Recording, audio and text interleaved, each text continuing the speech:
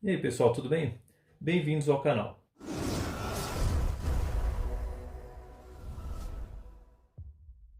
Nesse vídeo eu vou mostrar em detalhes como transformar o seu distribuidor em sensor de fase. Para quem não conhece o canal, eu estou fazendo a instalação da injeção programável FT500 nesse motor e para isso eu substituí o distribuidor pela roda fônica, assim como eu mostrei no vídeo anterior. E também aos que não conhecem o porquê utilizar o sensor de fase, eu vou tentar aqui dar um resumo do funcionamento da injeção eletrônica e em que momento ele entra aqui de maneira essencial para o funcionamento de uma injeção sequencial. No sistema de carburador ou carburadores, o combustível é admitido para o motor junto com o ar devido à sucção que é criada na câmara de combustão no estágio de admissão do motor. Já no sistema de injeção eletrônica, o ar continua sim sendo admitido pelo motor, porém existe a injeção de combustível, onde nos modelos mais antigos era monoponto, ou seja, existia apenas um bico de combustível alimentando todos os cilindros do motor. Já no sistema de injeção eletrônica multiponto, existe um bico injetor para cada cilindro, resultando num ganho de torque e potência devido ao combustível ser injetado próximo à válvula de admissão, diminuindo seu percurso e evitando assim a sua condensação, ou seja, facilitando a sua queima e assim o processo termodinâmico do motor e também reduzindo a emissão de poluentes. Uma vez que existe um bico injetor para cada um dos cilindros, eles podem ser gerenciados de maneiras diferentes. Eu vou dar aqui dois exemplos. O primeiro é a injeção semissequencial, onde a injeção de combustível ocorre em blocos. A gente sabe que para que o motor complete um ciclo, ou seja, os 4 tempos que são admissão, compressão, combustão e escape, são necessários 2 voltas completas do virabrequim. No caso aqui do Fusca, os cilindros gêmeos, ou seja, os que estarão no ponto morto superior ao mesmo tempo, com o pistão na posição próxima dos cabeçotes, são o cilindro número 1 e 4 e os cilindros números 2 e 3. Eles estarão em tempos diferentes. Enquanto um estará no início do tempo de combustão, o outro estará no início de tempo de admissão. E nesse primeiro exemplo de injeção semissequencial, como ela é feita em blocos, existe uma injeção de combustível simultânea, ou seja, ao mesmo tempo nos cilindros gêmeos, apesar de somente um deles estar no momento da ignição. E agora o segundo exemplo, que é o nosso caso aqui, por conta do sensor de fase, é a injeção sequencial, que é o que a gente pretende fazer aqui nesse motor, onde existe a injeção de combustível no momento exato da explosão, ou seja, ela não ocorre em blocos, mas sim individualmente em cada um dos cilindros no momento adequado para a queima. E para que a injeção sequencial exista, a ECU, que é o módulo que gerencia as informações do motor, que nesse caso é uma FT500, precisa saber a posição em que se encontra o cilindro número 1 no momento da explosão. Para isso é necessário um sensor de fase e é justamente o sensor que nós estamos fazendo aqui, utilizando como base um distribuidor. Só para conhecimento, é sim possível termos uma injeção sequencial de combustível individual, porém fasada, ou seja, com injeção de combustível em 2 etapas, não somente no momento da explosão. Isso vai depender do projeto do motor, mas talvez a gente entre em detalhes no momento de mapeamento e programação do motor a respeito desse assunto. Existe ainda um outro tipo de injeção, que não é o nosso caso aqui, é somente para nível de conhecimento, que é a injeção direta, onde o bico injetor é posicionado diretamente nas câmaras de combustão, melhorando mais ainda a performance, a economia e a redução de poluentes do motor, assim como vemos atualmente em motores TSI, dentre outros. Bom, então esse é o distribuidor que eu vou utilizar para transformar em sensor de fase. Ele é um distribuidor com sensor Hall, né? 3 fios, 3 pinos, com avanço a vácuo. O motivo de eu ter escolhido com avanço a vácuo é simplesmente a questão do prazo, porque eu comprei pelo Mercado Livre e o que não tinha o avanço, que é utilizado nas combis, né, com injeção eletrônica, o envio ia ser mais demorado porque ele viria de outro estado. Então eu optei por comprar esse daqui. O que eu vou ter que fazer, por conta dele ter esse acessório aqui, né, porque é destinado a carros carburados, é fazer a remoção do avanço a vácuo. Então o propósito de toda essa desmontagem é remover o avanço, travar o conjunto, por conta do avanço e eliminar aqui 3 janelas dessa parte rotora.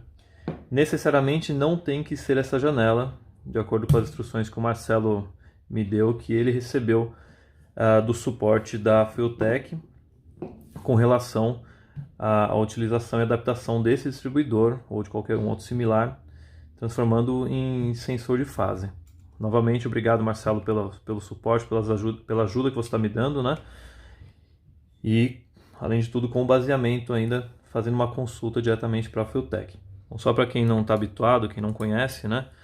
Esse daqui é um distribuidor, dessa maneira, que eu já mostrei nos vídeos anteriores, que é com platinado, né? Você tem aqui um componente mecânico e não elétrico, que vai fazer o contato aqui conforme você tem a rotação do rotor. Não está dando para ver aqui.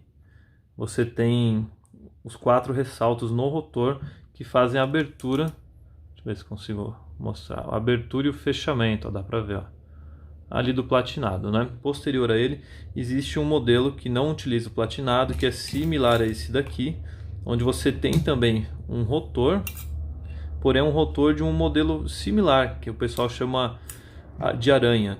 Esse modelo já representa algumas melhorias, né, em relação, claro, ao platinado, porém ainda você tem uma saída de 2 pinos, né? Já nesse modelo posterior a esse, você já tem essa estrutura com janelas e já a inserção aqui de um sensor Hall, que são esses 3 pinos aqui, que já é uma série mais moderna. E posterior a ele, já entra na série de injeção eletrônica, onde você não necessita mais aqui do avanço. Antes de iniciar, eu vou remover esse anel de vedação, só para evitar algum dano mecânico a ele. Com uma chave Phillips convencional aqui, uma P2, eu vou tirar esse bracinho de fixação. Esse daqui vou soltar também. Com um alicate de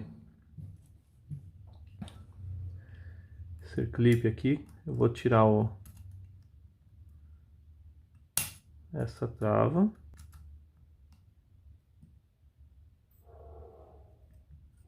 Aqui tem 2 arruelas. Lembrando que eu tenho aqui um conjunto chinês, né? Pode ser que você faça em algum outro, de um outro fabricante, e tem algumas diferenças, né? Aqui no centro do eixo do rotor, soltar essa Phillips. Aqui você tem a Phillips, uma arruela trava e uma arruela convencional. Soltar essa trava para liberar o pino, com cuidado para não deformar. Já posso remover o pino que trava o conjunto. Pino. Essa peça, fundo, tem uma arruela. Os pontos que seguram o miolo aqui, essa parte do mecanismo na carcaça, como dá para ver aqui, ó, tá vendo essa estrutura, esses 3 pontos aqui, são esses parafusos. Esse parafuso aqui, esse e esse. Esse daqui é aquele primeiro que eu tirei que segura a tampa, né? Então eu removi esses 3 parafusos, tirei também esse pretinho pequeno, que é o que segura aqui esse suporte. Os outros 3 são comuns, assim, ó. Deixa eu pegar um com a arruela aqui. São com uma arruela e convencional e uma de pressão. Então o conjunto já se encontra agora solto. Eu vou levantar primeiro aqui isso daqui que é mais frágil, né? E vou remover o conjunto aqui de dentro. Conforme você vai empurrando, você já consegue liberar o vácuo aqui, né? Dessa estrutura interna. Eu não consigo mostrar agora, mas tem um pino onde ela se fixa. Você já consegue liberar, já tá livrando espaço aqui, né? Isso aqui vai ser totalmente eliminado. Eu já consigo puxar o conjunto como um todo para fora aqui da carcaça. Aqui eu tenho 2 arruelas pequenas, diâmetro menor. Deixa eu tentar focar essas 2 arruelas aqui. E internamente eu tenho um conjunto aqui de algumas arruelas, ó. Tenho aqui 3 arruelas e aqui uma graxa que foi passada na superfície, inclusive com uma sujeirinha que tá aqui dentro, ó. Esse distribuidor nunca foi aberto, tá? Acabou de chegar.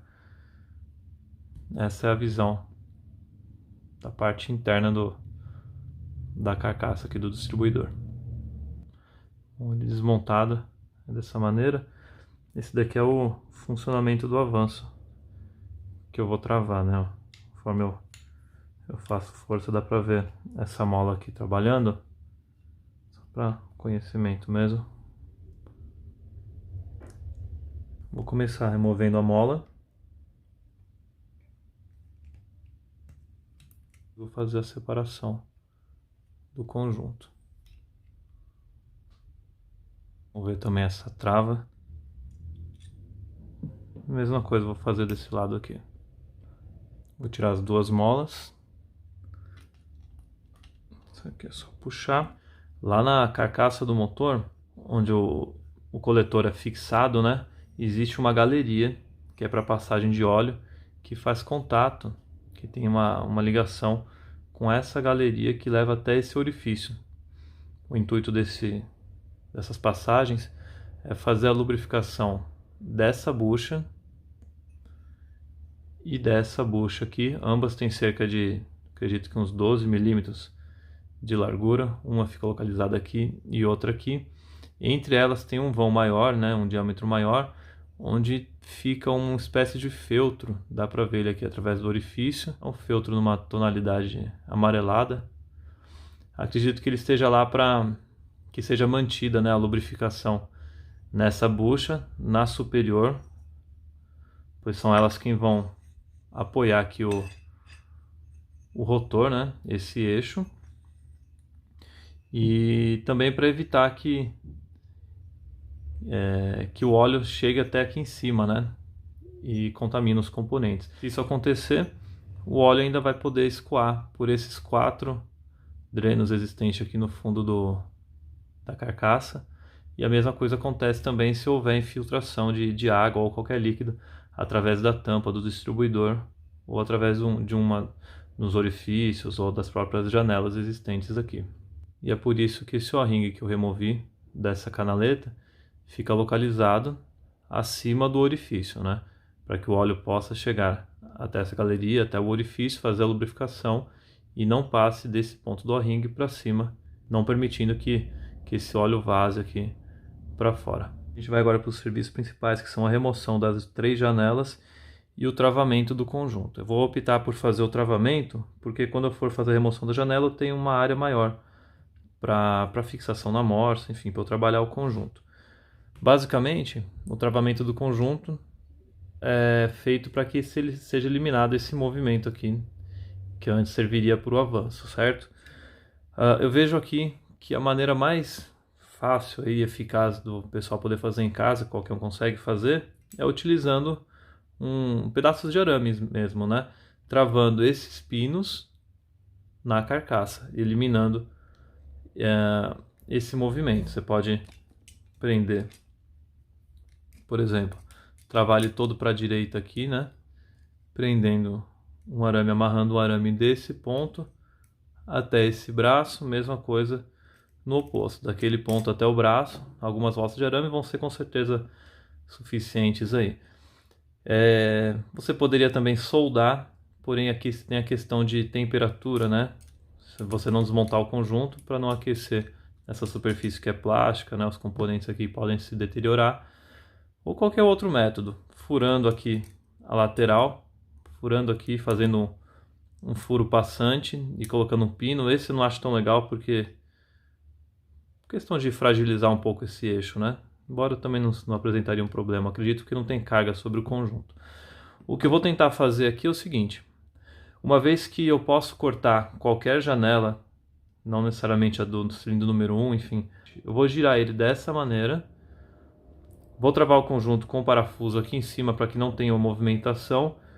Vou desenhar aqui com a caneta de retroprojetor o contorno disso daqui, dos dois pontos.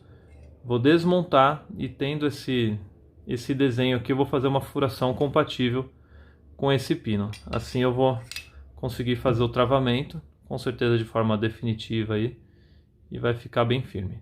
Marcações feitas. Agora eu vou fazer a furação.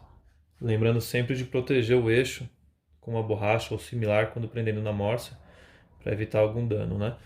Para fazer a furação inicial, usar um punção ou algo similar para fazer esse guia inicial aqui para orientar a broca. Eu fui alargando o diâmetro do orifício e testando etapa por etapa até chegar nesse momento com que o pino está entrando com interferência aqui. Então eu vou tirar as rebarbas manualmente mesmo, ó, usando uma broca de maior diâmetro. Vou fazer isso nessa superfície e na superfície inferior. As peças estão limpas, eu passei um pouco de lubrificante aqui na ponta dos pinos e vou fazer o encaixe definitivo. Ele está entrando com interferência, então por esse motivo eu estou utilizando aqui um alicate de bico para auxiliar no encaixe. Dá para ver que realmente o conjunto está sob pressão. A peça se assentou por completo, dá para ver a ponta dela aqui na parte inferior, sem movimento algum. O conjunto agora está travado sem a função do avanço. Eu isolei o conjunto com fita crepe para evitar que as limalhas do corte possam contaminar, né? Eu fiz também essas linhas de referência aqui que vão auxiliar no momento do corte. Eu vou utilizar uma lixadeira para fazer o procedimento, mas você pode utilizar qualquer outra ferramenta similar, uma Dremel ou até mesmo um arco de serra convencional.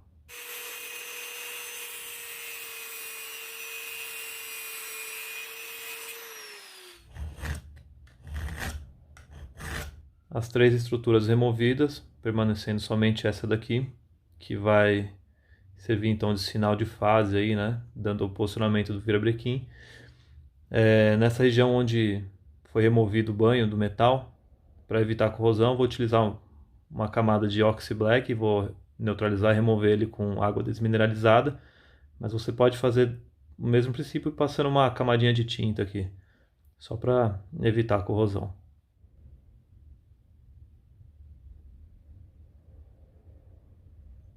O conjunto rotor está pronto, está todo travado.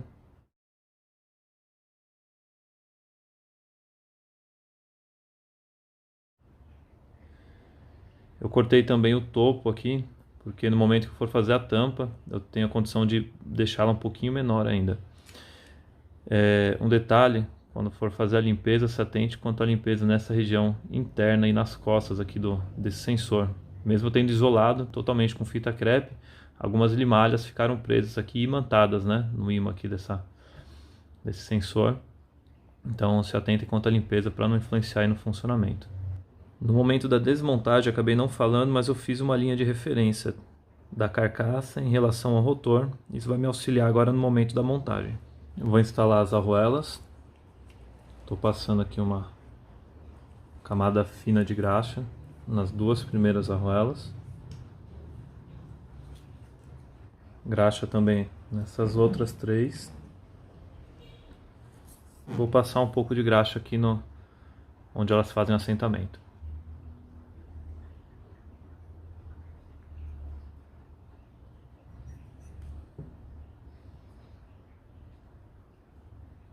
Alinhamento das roscas com os orifícios da carcaça.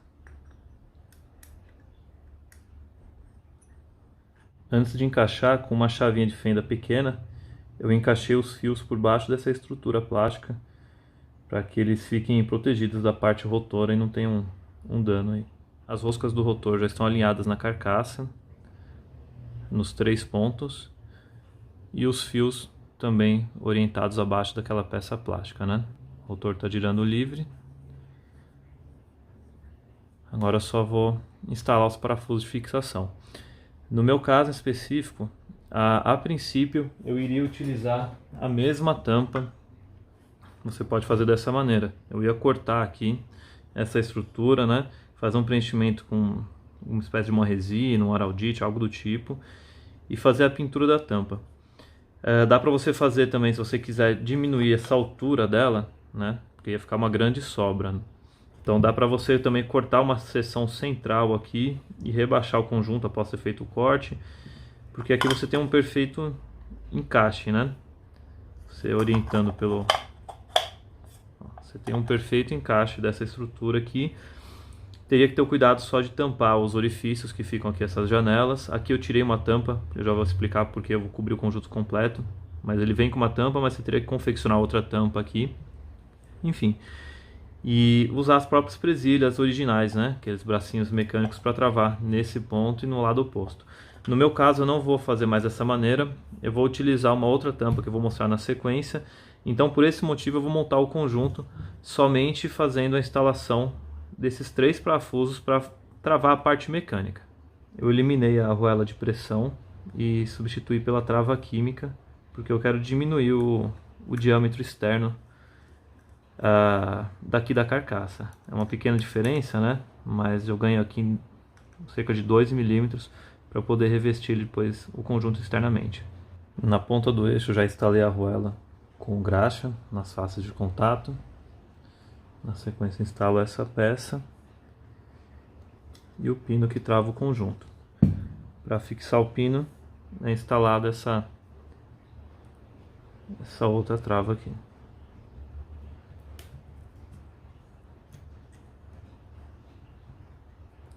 Só posicionar a primeira ponta dela e fazer com cuidado o encaixe do restante. Beleza, o conjunto está travado e girando livre. Agora a fixação da base do conector. Aqui as 2 arruelas e a trava. Esse último parafuso.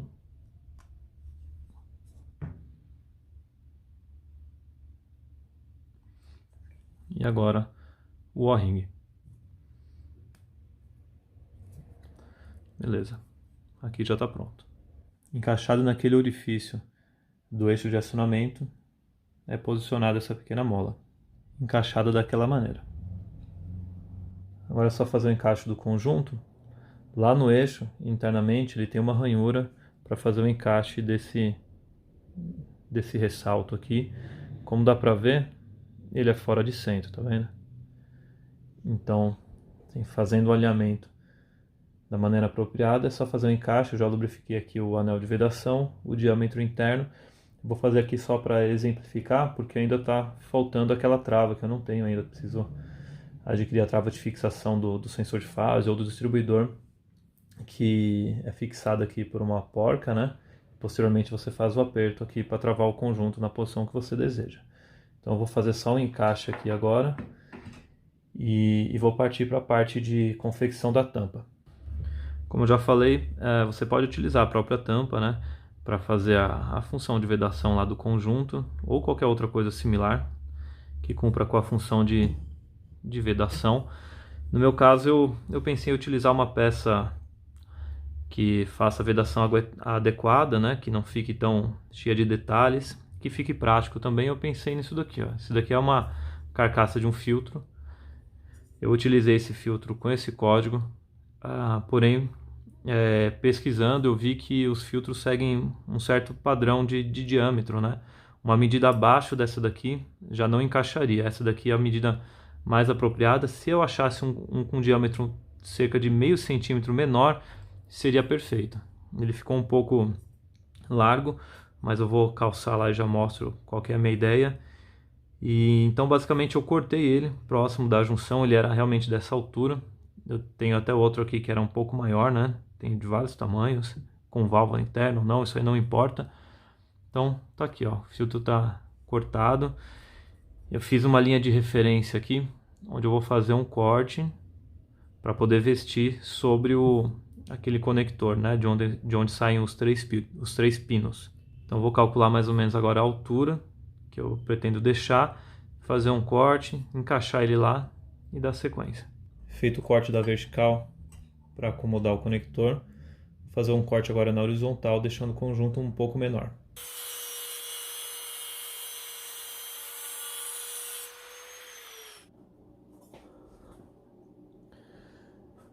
Bom, eu fiz uma pintura aqui na capa, eu utilizei o Wash Primer, o preto brilhante Cadillac, que é um preto liso, né? O mesmo que eu utilizei nas latas do motor, e o verniz PU.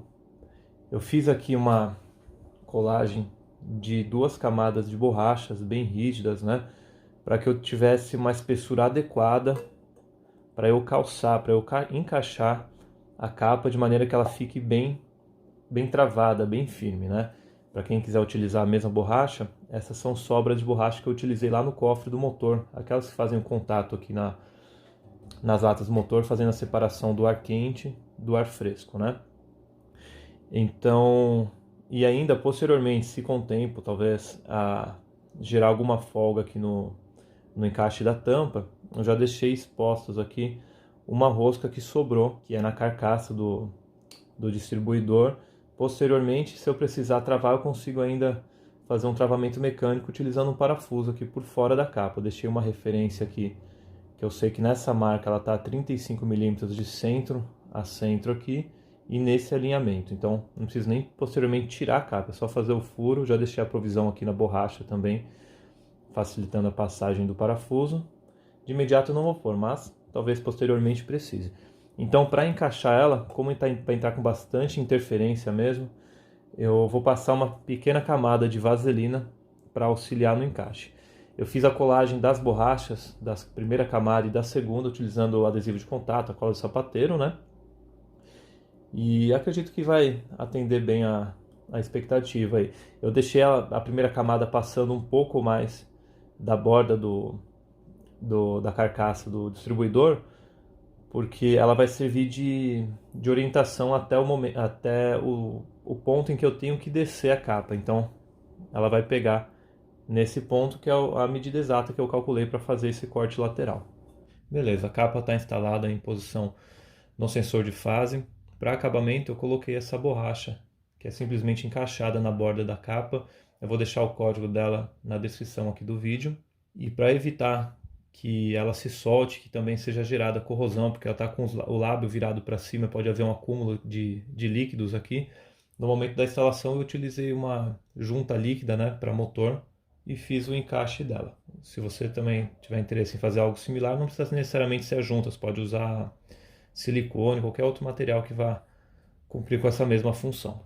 Então beleza, o sensor de fase está pronto, instalado provisoriamente, pois está pendente aí naquela peça que eu falei de fixação dele, onde antes de eu instalar, eu vou definir, nesse sentido aqui de rotação, a disposição em que vai ficar o conector por conta da fiação, né? Assim como também acontece com a fiação do sensor da roda fônica, que eu ainda vou definir aqui. E a minha ideia é continuar dando sequência a todos os componentes da injeção programável, da FT500, e lembrando que os vídeos estão todos numerados em sequência numérica nas capas. Então, se você tem interesse de conhecer todo o passo a passo, desde a desmontagem, a remoção do motor do carro, a montagem, todo o passo a passo bem detalhadamente até chegar nessa fase, é interessante que você assista aos vídeos em sequência, o primeiro, o segundo, até chegar nesse daqui, e posteriormente os outros que virão. Eu espero que eu tenha ajudado com o conteúdo desse vídeo, então fiquem ligados para os próximos, tá ok? Obrigado por assistirem e até o próximo. Um abraço.